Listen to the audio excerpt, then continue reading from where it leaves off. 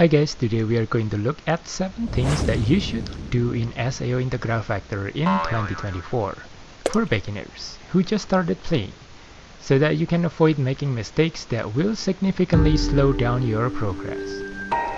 Number 1. Do not buy or craft new equipment on every floor as you progress through the main story. You should notice earlier on that in every floor there is a merchant who sells higher level equipment as you progress through the floor. While those equipments are stronger, we do not need to upgrade them every time you climb up the new floor, because they can get expensive. Plus, you won't be using them for a long time. It is better to get new equipments on the floor where you struggle on killing the boss or even the floor mob, and transform those equipments to 2 stars equipment. Those equipment will be stronger than weapon on the next few floors, so you will be able to use them longer. You don't need to upgrade them to 3 star because the material to transform the 3 star is difficult to obtain as a beginner player. The only exceptions here is the strongest weapon equipment that you can buy on floor 61, because this is going to be the last equipment that you can buy from the merchant. So transform this equipment to 3 stars when you get to floor 61, and they should provide you with a good amount of attack and defense stats to clear the rest of the main scenario event. Number 2. Do not farm the first Integral Weapon Series weapon. When you complete floor 13, you will see a guide showing how we can craft integral weapons from the boss rare dropped. While this weapon is going to be stronger than your floor weapon at the time, you will notice that gathering the materials to craft this weapon is going to take some time, while we can buy the floor weapon from the merchant directly. What's worse is that those weapons are weaker compared to the floor weapon that you can get from the floor 61. So there really is no point on spending more time farming those weapons just to get something that is weaker than what you can just buy from the merchant later on. The same thing applies to the Chaos Armor level 90 and 95. You can skip them and stick to the floor 61 armor, which has higher stats than those. When you are ready to farm the endgame weapon and armor, I would suggest farming Lux Integral Weapon from floor 40 boss and the Chaos bosses for the level 135 armor directly.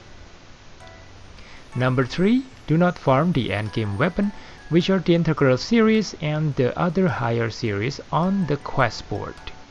Quest board provide us with a quick way to re-challenge the floor boss that drops the material to craft those endgame weapons, without having to traverse through the labyrinth. That will save us a lot of time. However, the drop rate in the quest board is significantly lower compared to if we kill the floor boss from the labyrinth, especially the interior level of the labyrinth. So party up and farm those weapons from the interior labyrinth. The bosses are tougher there, but with a 6-person party you certainly will be able to kill them faster than doing it solo. Moreover, as you farm higher weapon series, we will need to have skills with a very specific weapon type and elements that you might not have. With a party, we can play as a tank or other important roles to help the party kill the boss faster. That way you can farm the boss even when you cannot do damage to the boss. Number 4. Do not transform your Integral Weapon series to 4 and 5 stars. Yes, transforming the weapon will make them stronger, but if you look at the transformation requirement, we will need to use a Stone++, which require us to have a core metal to craft them. Core metal is another very rare item which I think is more difficult to get compared to the armament stones.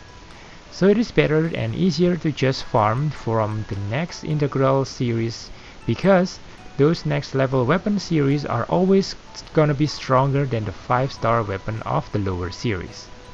Only transform when you have the latest series of the weapons that the game have at the time, which at this time it is the Machina Integral series. But if you're farming those weapons already, you are no longer beginner's player and these tips won't apply to you. Number 5, do not randomly limit break the skill record. Limit breaking your skill record will make them stronger, and for ability skill it will give us more flat stats, which is great. However, the materials that you need to limit break the skill is arguably the hardest item to get in the game, because there is only a limited amount that you can get, and we need a lot of those items to max limit break the skill. Some type of skill require us to have a skill max limit broken to unlock their special features, so it is best to save those memory emitters for those skills that you want to max limit break and skill that you know you will be using for a long time. Number 6, do not skip getting the free skills records. While some of the skill records are easily replaceable by the newer skill record, there are some really good skill records that you can get for free, such as this Azure Swordman Memory You Choose Sword skill. That seems really weak, but if you know how to build the skills, it can deal serious amount of damage. Plus, the bonus on these skills can be attached to a mod sword skill to make your mod sword a lot more powerful. Another really good free skill is this Coffee Break Lisbeth skill that is sometimes available to trade at the Medal Art of Combat trade shop. This ability skill can give us up to 100% burn resistance, and the skill can be attached to a ring, so you can use your main ability slot for better ability. When you get to the end game, there are quite a few bosses that can inflict status ailments, so having an ability skill with resistance will increase our survivability greatly. There is also a similar Asuna skill that can give us 100% resistant to frostbite, that can be obtained from the same trait that you should not miss. Moreover, when we transform skill records, we can get Memorial Eater that I mentioned earlier, which is the hardest item to get in the game. So go get all of those free skills. Alright, so we get to the last tip, and for sticking with me until the last moment, you guys deserve to hear this most important tip out of all that I have mentioned earlier. And the number 7 is, do not forget to subscribe to my channel. This channel has a lot of useful guides that will show you the road from when you just started the game and want to get stronger until you get to the end game and want to learn the strategy to beat certain bosses. You can also learn some skill mechanic and hidden game mechanic that will help you progress through the game. Okay, I apologize for these shameless self-advertisings.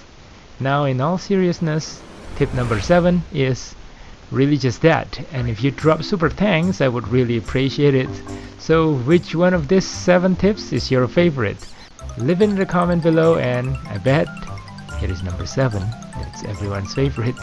And if you're still not convinced, that you should not forget to subscribe to this channel. I hope this next video here will convince you to subscribe. Check it out, and I will see you there. Bye now.